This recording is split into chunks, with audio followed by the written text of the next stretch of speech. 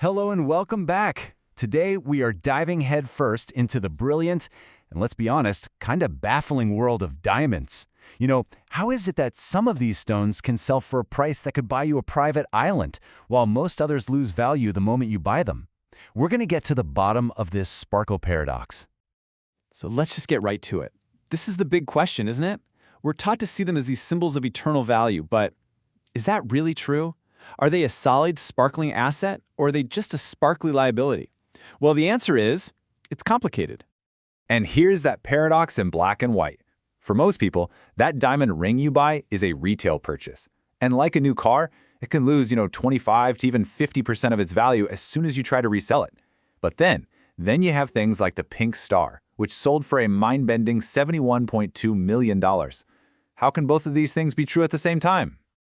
And just to make things even more confusing, while these auction houses are out there smashing records, the regular market for diamonds is actually not doing so great. Back in 2023, demand dropped so much that even the industry giant De Beers had to slash its prices. It's because we are literally dealing with two completely different worlds. That's right. You've got to think of it as two separate markets. There's the retail market that most of us know, and then there's this ultra-exclusive investment-grade market. And really, understanding the difference between the two is the key to solving this whole puzzle. So what is it that separates a pretty stone from a multi-million-dollar masterpiece? It's not just about being shiny, I can tell you that. There is a very specific recipe for what makes a diamond truly valuable. A few key things that take it from being just jewelry to a world-class asset. Okay, so the secret sauce really comes down to these three ingredients. First, a rare and super vivid color, what the pros call fancy color. Second, just absolutely exceptional quality. We're talking massive size, flawless clarity, a perfect cut, the whole package. And third, a unique history or provenance that gives it a story, a mystique. If a diamond has one or even better, all of these, its value just goes through the roof. Now, theory is one thing, but let's look at some real-life superstars that show these principles in action. We're about to see just how color, quality, and history can combine to create some of the most valuable objects on the entire planet. Let's kick things off with an absolute jaw-dropper. $71.2 million. And get this, that was the price for a single diamond after less than 5 minutes of just frantic bidding at an auction. This is the pink star, and it is the ultimate example of our first value driver, fancy color. I mean, this isn't just any pink diamond. It's the largest, flawless, vivid pink diamond ever graded. A stone with this much size, perfect clarity, and that intense color is it's almost impossibly rare. It was destined to be a legend. Okay, next up, $26.7 million. Now, this diamond isn't famous for some crazy rare color. Nope, its claim to fame is something else entirely. Pure, absolute, colorless perfection. This is where exceptional quality takes center stage. Meet the 101. It's a massive 101.73 carat diamond that got the highest rating possible in every category.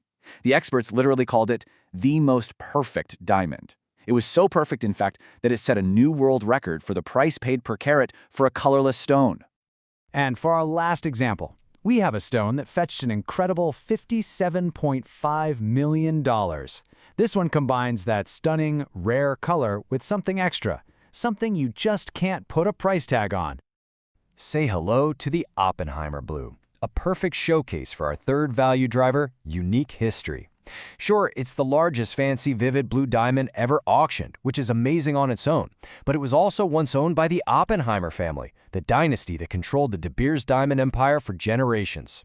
That history, that provenance, adds this incredible layer of prestige and value that goes way beyond the stone itself. So you see, these investment-grade stones are kind of living in their own universe. Meanwhile, back on planet Earth, the rest of the diamond market is facing some serious modern-day pressures that are changing the game for everyone else. One of the biggest disruptors? Lab-grown diamonds. Now, they might look exactly the same, but they have one massive difference: rarity. Natural diamonds are a finite resource from the Earth. Lab-grown diamonds, though, they can be mass-produced in a factory, and the technology is getting cheaper all the time. That's why they don't hold their value. In this high-stakes game, scarcity is everything. And speaking of scarcity, what's happening in the world politically is having a huge effect.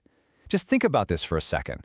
Russia supplies nearly a third of all the rough diamonds in the world. So, when sanctions hit Russia's main diamond producer, Alrosa, it kicked off a massive chain reaction. The supply was choked off, which created these huge shortages for the diamond cutters and polishers in places like India. And what was the result? Well, the supply of all the other, non-Russian diamonds suddenly became way more scarce, and that pushed their prices higher. It's a real-time lesson in supply and demand. So what does all this mean for the future? We've seen that the diamond world is really split in two. You have the common, and then you have the truly unique. And in this new landscape, figuring out what makes something rare and valuable is more important than it has ever been. And really, this is the main takeaway. The diamonds that sell for tens of millions of dollars, they aren't treated like commodities like gold or oil. They're seen as singular works of art. Think of them like a Picasso or a Da Vinci. Their value comes from the fact that they are absolutely 100% unique and irreplaceable.